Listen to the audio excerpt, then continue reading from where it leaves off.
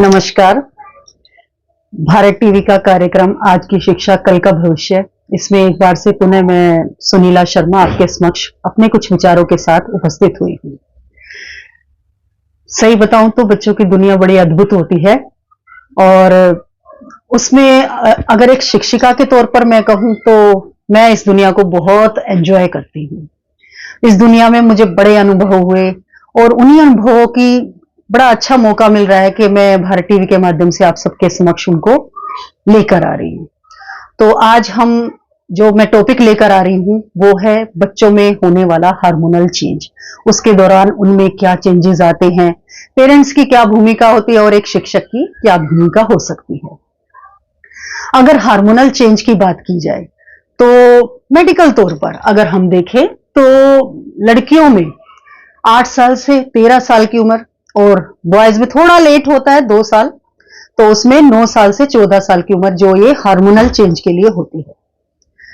अगर मैं class wise देखूं तो जो सबसे ज्यादा जो चेंज आता है वो 8th, 9th और 10th, ये 3 क्लास बड़ी इंपॉर्टेंट हो जाती हैं। इसमें जो ये हार्मोनल चेंज की वजह से जो बच्चों में उनके मूड का जो स्विंग होता है, लुक्स के प्रति वो कॉन्शियस हो जाते हैं, साथ में जो अपोजिट जो सेक्स होता है उसके प्रति जबरदस्त अट्रैक्शन उनके अंदर इस एज में दिखाई देता है। तो ऐसे में क्या होता है, बच्चे पर क्या इसका इफेक्ट होता है, बच्चे में ये बदलाव आ रहे होते हैं, उसके जो फिजिकल जो है उसमें चेंजेस आ रहे होते हैं, उसके मन में बड़े प्रश्न होते हैं क्यों ये बदलाव आ रहे हैं। कहीं ना कहीं उनके जवाब भी ढूंढने की कोशिश करता है। साथ में ये भी देखा है और शायद बहुत से पेरेंट्स ने ये महसूस भी किया होगा या कहीं आसपास से अनुभव भी किया होगा कि बहुत सारे बच्चे first, second, third, fifth, six तक आराम से मतलब कि आउटस्टैंडिंग परफॉर्मेंस होती है और जहां वो इन क्लासेस में आते हैं तो पासिंग मार्क्स लाना भी उसके लिए मुश्किल हो जाता है। अब पेरेंट्स का वर्ल्ड होना स्वाभाविक है, चिंता तो बनती ही है कि ऐसा क्यों हो रहा है। इसमें एक बड़ा जो कारण हो सकता है वो हार्मोनल चेंज का भी हो सकता है। अब वो कारण कैसे हो सकता है कि नेचुरल है इसमें, जैसे कि मैंने अभी कुछ देर पहले कहा कि अपोजिट सेक्स के प्रति बड़ा अट्रैक्शन हो जाता है और इसमें बच्चों को खुद नहीं पता, हम सभी इस दौर से गुजरे हैं और हम सब इस चीज से वाकिफ है कि ये होना स्वाभाविक है और सभी के साथ होता है, इससे कोई अछूता नहीं है। चाहे हमारे माता पिता हो, हम हो, हमारे बच्चे हो, सभी हैं। इसे एक नॉर्मल, एक स्वाभाविक तौर पर हमें दिखना चाहिए।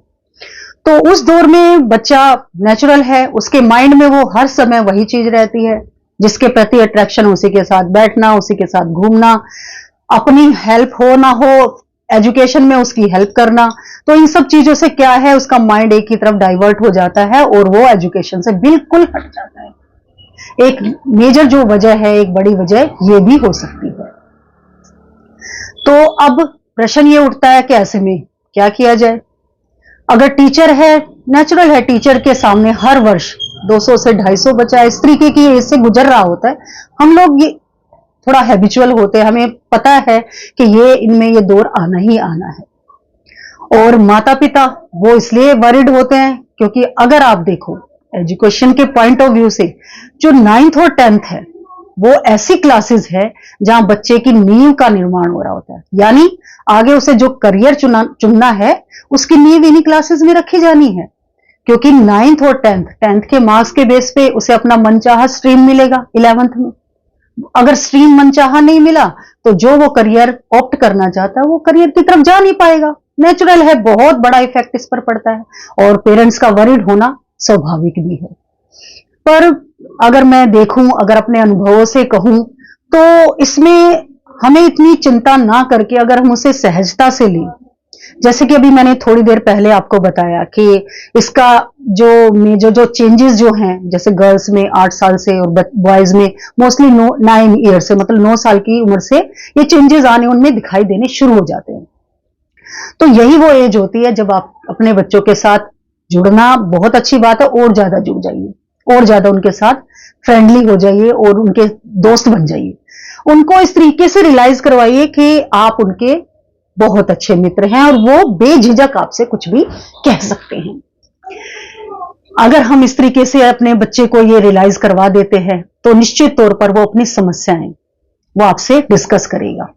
आप उन्हें, जैसे उनकी उम्र बढ़ रही है, क्योंकि अगर आप 9th-10th में ये प्रॉब्लम देखते हैं और एक दिन बैठकर सोचते हैं कि अपने बच्चे को सारी चीजें समझाकर उसे इस रास्ते से या उसको एक सही गाइडेंस दे देंगे, तो ये आपका सोचना बिल्कुल गलत है।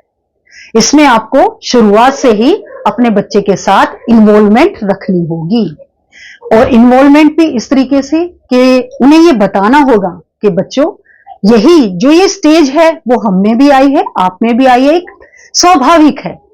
आपको क्या करना है? कुछ नहीं करना। उनको जो उनके अंदर जो फिजिकल चेंज हो रहे हैं, वो चेंज क्यों हो रहे हैं, किस लिए हो रहे हैं, उनको इसकी जानकारी होनी चाहिए। उन्हें ये बताना चाहिए कि जो ये अट्रैक्शन का दौर है, इसमें उन्हें अपनी सीमाओं में किस तरीके से रहना है।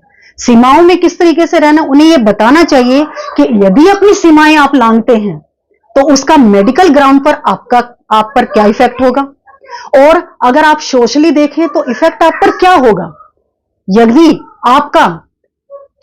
आपकी गर्लफ्रेंड है, मान लो बॉय है, उसकी गर्लफ्रेंड है, तो उस बॉय को उसके बारे में यह भी पता होना चाहिए, गर्ल के बारे में, कि उसके अंदर जो चेंजेस आ रहे हैं, अगर मैं अपनी सीमाएं लांघता हूं या हम सीमाएं लांघते हैं तो उस गर्ल के ऊपर क्या इफेक्ट होगा, सोशली इफेक्ट क्या होगा, फिजिकली इफेक्ट क्या होगा, मेडिकल ग्राउंड पर इफेक्ट क्या होगा, साथ में करियर तो इफेक्ट होना ही होना है। तो हमें अपनी सीमाओं में रहना है।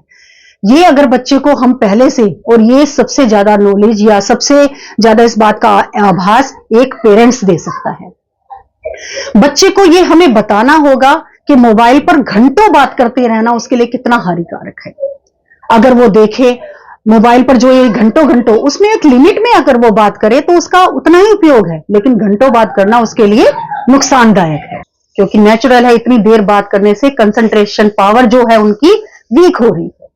अगर वो उसी सीमा को अगर मान लो वो जब सारे दिन उस पर बात करते रहते हैं, अगर वो 1 घंटे तक ले आए तो भी उनके लिए कोई इतना बुरा नहीं है। तो ये कुछ ऐसी बातें हैं जो हमें अपने बच्चों के दिमाग में डालनी होगी। अगर थोड़ा सा अगर मैं इस बात को, अपनी बात को समझाऊं, तो अब आप ये एक बात सोचिए कि बच्चा है और उसकी क्लास में 40 स्टूडेंट्स हैं, यानी कि उसके साथ 40 दिमाग और एक्टिव मोड में हैं, और उसके अंदर क्यूरियोसिटी उठ रही है कि मेरे अंदर जो ये बदलाव आ रहा है क्यों आ रहा है।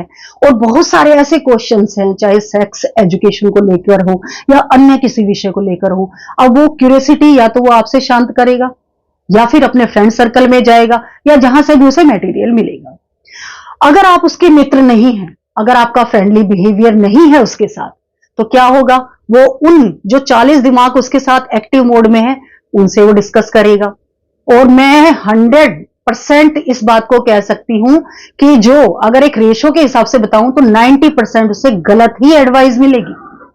क्योंकि आप ये सोच के देखिए, वो दिमाग जो हैं वो भी तो उसी के लेवल के हैं, वो उसको कैसे सही गाइड कर सकते हैं। उसके अलावा वो यूट्यूब और अदर किसी थर्ड पर्सन पे जाए। बेहतर यही है ना कि एक बच्चे के साथ यदि माता पिता के 2 स्वस्थ दिमाग उसके साथ जुड़ जाएं उसको गाइड करने के लिए, तो अपने बच्चे का जो विकास है वो किस तरीके से हो सकता है, ये चीज हम पेरेंट्स के तौर पे ही समझ सकते हैं ना। तो जब बच्चों में ये बदलाव आ रहा है, बदलाव का ये दौर आ रहा होता है, तब पेरेंट्स की बहुत बड़ी जिम्मेदारी बन जाती है कि अपने बच्चों के साथ समय बिताए, उनको इनसे होने वाली जो परेशानियां हैं उनसे अवगत करवाए।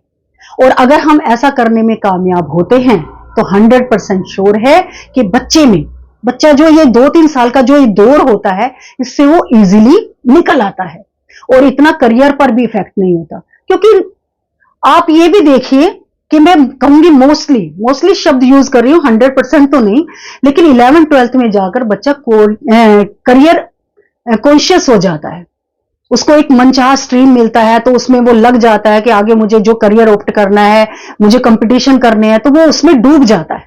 तो इन सब चीजों को सोचने के लिए उसके पास समय नहीं होता, नेचुरल वो इससे थोड़ा बाहर आ जाता है। तो यही जो 8th, 9th और 10th की जो एज होती है, इसमें ही बच्चे को सबसे ज्यादा संभालने की जरूरत होती है, क्योंकि ऐसे में टीचर ज्यादा उपयोग नहीं कर सकती बच्चे को, मतलब ज्यादा नहीं समझा सकती, क्योंकि आजकल का परिवेश ऐसा है, माता पिता उसे पॉजिटिवली भी नहीं लेते। पहले तो मानने को ही तैयार नहीं होते कि उनका बच्चा इस उस सिचुएशन में, या उसकी कोई बीएफ या जीएफ या मतलब बॉयफ्रेंड या गर्लफ्रेंड है, वो मानने को ही तैयार नहीं होते। और जब उन्हें पता चलता है तो वो इतने हाइपर हो जाते हैं कि बच्चा उनसे बात तो दूर, वो उनके ऊपर शारीरिक उसमें दंड भी दे देते हैं। तो बच्चा क्या बात करेगा? तो ऐसे में हमें हाइपर नहीं होना है, बातों को समझना है, सहजता से लेना है। ये वो दौर है जो हम पर भी गुजरा है, आज बच्चों पे गुजर रहा है, आगे उनके बच्चों पे भी गुजरेगा। तो अगर हम अपने जैसे बच्चों को रास्ता दिखाएंगे, वैसा ही बच्चों को दिखाई देगा। तो इन्हीं बातों को मैं कहने के साथ अंत में बस इतना कहना चाहूंगी कि जो आज मैंने आपके सामने टॉपिक, बच्चों में जो बदलाव आता है, हार्मोनल चेंजेस आते हैं, उसमें जो मैंने अपने विचार रखे, अपनी सोच और समझ और अपने अनुभव के आधार पर रखे। आप उसमें मुझे अगर बताते रहते हैं कि भाई मैंने कितना अच्छा या कितना सही तरीके से मैंने अपनी बात को रखा आप सबके सामने, तो आप अपने जो कमेंट्स देते हैं उनसे मुझे पता चलता रहता है। इससे पहले वाली जो प्रस्तुति थी उसमें भी मेरे कुछ मित्रों ने इस तरीके से कमेंट दिया जिनसे मुझे बड़ी प्रेरणा मिली, जिसमें कुसुमलता जी हैं, अनिल शर्मा जी हैं, सुरेंद्र शर्मा जी हैं, राधा जी हैं, मानसी शर्मा हैं, इसके अलावा प्रज्ञा जी हैं, अर्चना जी हैं, बिंदु जी हैं, प्रमोद जी हैं, एसके शर्मा जी हैं। और ऐसे ही मेरे एक जैसे स्टूडेंट्स रही हैं, उनकी मदर हैं, सुहानी पेरेंट्स, उन्होंने भी स्पेशली फोन करके, तो आपकी इस तरीके से जो आप अप्रिशिएट करते हैं, इससे एक मनोबल बढ़ता है और मुझे भी पता चलता है कि मैं कहाँ कितना आपके सामने अपनी बात को सही तरीके से रख पाई। तो इसी तरीके से आप मुझे प्रोत्साहन देते रहिए। धन्यवाद।